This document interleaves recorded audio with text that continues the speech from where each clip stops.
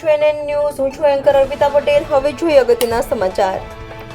સુરતના વરાછામાં ગુરુવારે યોજાયેલા થર્સડે ઠોડ કાર્યક્રમમાં આત્મવિશ્વાસ અને સફળતાની ચાવી વિશે વિસ્તૃત ચર્ચા થઈ. આ કાર્યક્રમમાં વિશિષ્ટ વક્તા તરીકે કાનજીભાઈ ભાલાળા અને ડોક્ટર પંકજ ગાંધી ઉપસ્થિત રહ્યા હતા.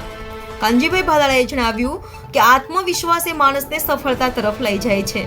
સાહસ એ ભરોસાનું પરિણામ છે જે પ્રગતિના દરવાજા ખોલે છે.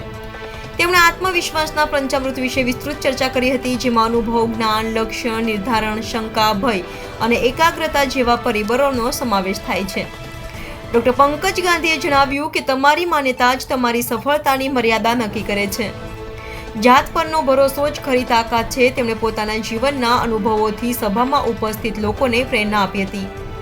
આ કાર્યક્રમમાં એવરેસ્ટ શિખર સર કરનાર સુરતની 2 દીકરીઓ અદિતિ અને અનુજા વૈદનું સન્માન કરવામાં આવ્યું હતું. તેમની સિદ્ધિએ સૌને પ્રેરિત કર્યા હતા.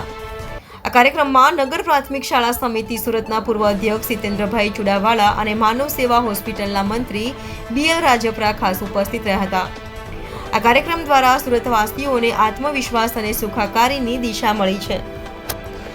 NN news Surat. દર્શક મિત્રો, NN ન્યૂઝને લાઇક, શેર, સબસ્ક્રાઇબ કરો, બેલ આઇકન પ્રેસ કરો જેથી આપને નોટિફિકેશન્સ મળતી રહે.